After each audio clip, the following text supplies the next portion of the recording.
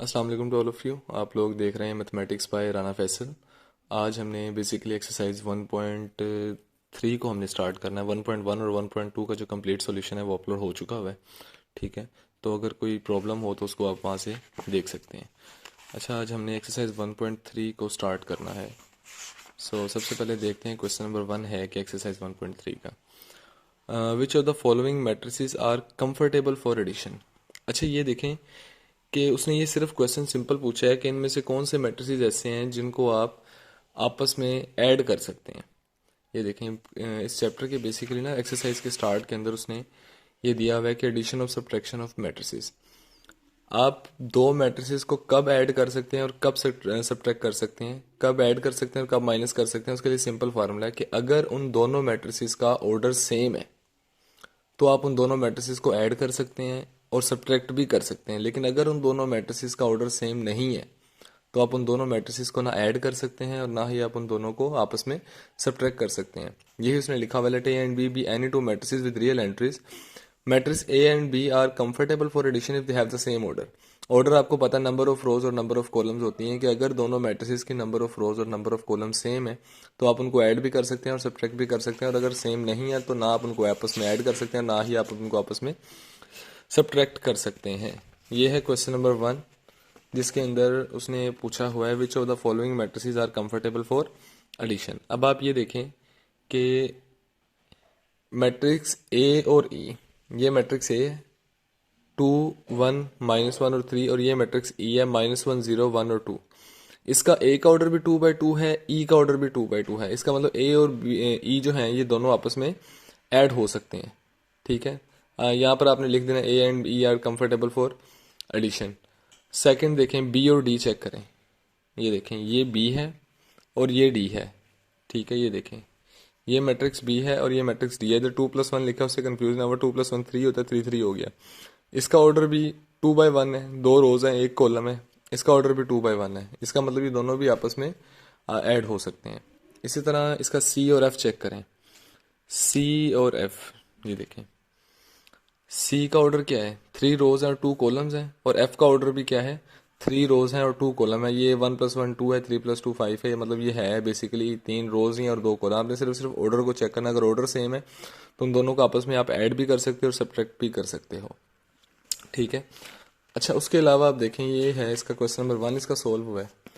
Question number 2 इसका क्या है, find the additive inverse of the following matrices. Additive inverse क्या होता है बेसिकली, किसी भी मैट्रिक्स का एडिटिव इनवर्स वो चीज़ होती है कि अगर आप जब उस मैट्रिक्स को उसके एडिटिव इनवर्स में ऐड करो, ठीक है, तो आपके पास एक नल मैट्रिक्स आए।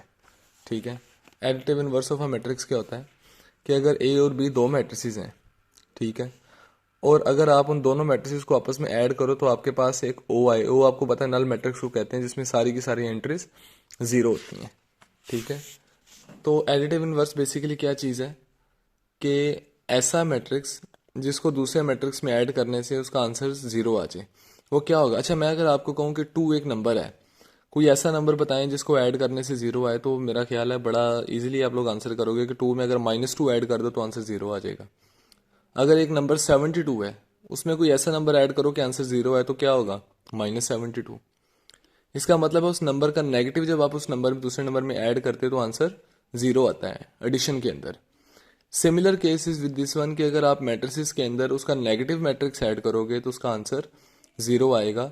इसका मतलब अगर आपको कभी भी कहा जाए कि आपने एडिटिव इनवर्स फाइंड करना है तो आपने उसी मैट्रिक्स का नेगेटिव फाइंड कर लेना है, वो आपके पास क्या आ जाएगा, एडिटिव इनवर्स। और नेगेटिव फाइंड करने का कोई वो जिसको कहते हैं ना, उसमें कोई इतनी रॉकेट साइंस नहीं है। सिर्फ आपने अंदर वाली जो नॉन जीरो एंट्रीज है उनके साइन चेंज करने हैं। ठीक है, जैसे ये देखें, क्वेश्चन नंबर 2 है, find the additive inverse of the following matrices. Additive inverse is obtained by changing the sign of every non zero entry. जितनी भी नॉन जीरो एंट्रीज उनका आप साइन चेंज करेंगे तो आपके पास एडिटिव इनवर्स आ जाएगा। नॉन जीरो का वर्ड इसलिए क्योंकि जीरो का साइन चेंज करो ना करो उससे फर्क नहीं पड़ रहा। ए आपके पास एक मैट्रिक्स है 2 -2 4 और 1। इसका एडिटिव इनवर्स क्या होगा, 2 की जगह -2 आ जाएगा, -2 है इधर +2 हो जाएगा, इधर 4 है -4, 1 है -1, बस एडिटिव इनवर्स ऑफ ए ये आ जाएगा। इसी तरह एडिटिव इनवर्स ऑफ सी, 4 का -4, 2 का +2। इसी तरह एडिटिव इनवर्स ऑफ बी, यहाँ पर भी आप इन सब के साइन चेंज कर दोगे, -1 -2 -3, 1 की जगह +2, +1 2 के -2 की जगह +2, -1 की जगह +1, 3 की जगह -3, 1 की जगह -1। ठीक है, ये माइनस है, मे भी थोड़ा सा लाइट है, इस वजह से नज़र ना आ रहा हो। एडिटिव इनवर्स ऑफ डी क्या है? 1 की जगह -1, -3 की जगह +3, 2 की जगह -2, 0 वैसे का वैसे, -2 की जगह 2, 1 की जगह -1। ठीक है, और मेरा ख्याल है अगले भी सोल्व हुए होंगे। ये टाइम को बेसिकली बचाने के लिए पहले सोल्व करके रखें ताकि वीडियो ज़्यादा लंबी ना हो। अच्छा, एडिटिव इनवर्स ऑफ ई क्या है? सिमिलर आपने मतलब 1 की जगह -1 आ जाएगा, साइन चेंज करना है। इसी तरह एफ है, √3 है, उसका नेगेटिव जो है -√3 उसमें ऐड करेंगे तो √3 सॉरी, तो जो है वो आपका उसका एडिटिव इनवर्स हो जाएगा। √2 है तो -√2 हो जाएगा। तो मेरा ख्याल है काफ़ी सिंपल है ये। ठीक है। अच्छा, अगली चीज़ है, क्वेश्चन नंबर 3 है कि अगर आपके पास मैट्रिसेस गिवन है A B C D, तो आपने ये फाइंड करने हैं। ठीक है, उसने पार्ट्स आपको 9 तक गिवन किए, वो सारे के सारे सोल्व किए हैं मैं।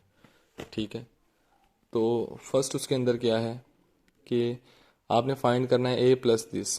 A आपको क्या गिवन है? -1 2 2 और 1, वो आपने ऐसे का ऐसे लिखा, आगे प्लस का साइन था प्लस लिखा, और ये गिवन था 1 1 1, वो आपने लिख दिया। अब इन दोनों को आपने ऐड करना है, तो आपने चेक कर लेना इन दोनों का ऑर्डर सेम है, इसका भी 2/2 है, इसका भी 2/2 है, इसका मतलब ये दोनों आपस में ऐड हो सकते हैं। ठीक है, एडिशन के लिए आपको बताया कि ऑर्डर सेम होना जरूरी है, ये सब्ट्रैक्शन के लिए भी 1 -1 +1 0, 2 + 1 3, 2 + 1 3, 1 + 1 2। उसी तरह b प्लस -2 और 3, b आपके पास क्या है? 1 और -1, और ये आपके पास एज इट इज आ गया। ये देखें, इसका भी ऑर्डर 2/1 है, इसका भी 2/1 है, कंफर्टेबल फॉर एडिशन। 1 और -2 -1 के इक्वल होता है, -1 और +3 +2 के इक्वल होता है। c प्लस दिस, c की वैल्यू लिखी और प्लस ये डाला, इसका भी ऑर्डर 1 सेम है, इसका भी ऑर्डर सेम है, तो आप इन दोनों को ऐड करेंगे। 1 -2 -1 -1 + 1 0, 2 + 3 5 हो गया। इसी तरह जब आपने डी फाइंड करना है, आपने डी लिखा और इसको एज इट इज लिखा। 1 + 0 1 हो गया, 2 + 1 3 हो गया, 3 एज इट इज, -1 + 2 +1 0 + 0 0, 2 + 1 3 आ गया। 2a आपने किया, 2 लिखा, आपने a की वैल्यू लिखी। ये मल्टीप्लिकेशन होती है, बेसिकली आपने जो बाहर वाला नंबर होता है इसको अंदर वाले सारे नंबर से आपने मल्टीप्लाई करवाना होता है। 2 जब -1 से मल्टीप्लाई होगा -2, 2 जब 2 से मल्टीप्लाई होगा 4, 2 जब 2 से मल्टीप्लाई होगा 4, 2 जब 1 से मल्टीप्लाई होगा 2। अच्छा, ये है -1 × b, -1 b लिखा, माइनस का आपको पता है जब किसी भी चीज़ से मल्टीप्लाई होता है उसका साइन चेंज हो जाता है। 1 की जगह -1 आ जाएगा और इधर -1 है तो +1 हो जाएगा। -2 × c, तो माइनस भी और 2 भी मल्टीप्लाई हो रहा है, 2 1 द 2, 2 1 द 2, 2 2 द 4, सिर्फ साइन अंदर सबके चेंज हो जाएंगे उस माइनस की वजह से। 3 × d है, 3 लिखा, d लिखा, 3 को सबसे अंदर मल्टीप्लाई करवा दिया, 3 1 द 3, 3 2 द 6, 3 3 द 9, 3 1 द 3, 3 0 द 0, 3 2 द 6, साइन एज इट इज। इधर भी 3c है, 3 1 द 3, 3 1 द 3, 3 2 द 6, इधर बल्कि माइनस का साइन आएगा, ये मैंने नहीं लगाया, बल्कि इसको लगा ही लें आप लोग। ठीक है, 3 जब -1 से मल्टीप्लाई होगा बेसिकली इधर माइनस आ जाएगा। ठीक है, सो क्वेश्चन नंबर 1 ये ज़्यादा लंबी थी, इसलिए मैं जो है ना इसको, इसके नेक्स्ट पार्ट में इसका क्वेश्चन नंबर 4 5 6 7 8 जितने भी है ना वो सारे के सारे इंशाल्लाह वो सोल्व करके ना उसको भी अपलोड कर दूंगा। Thank you.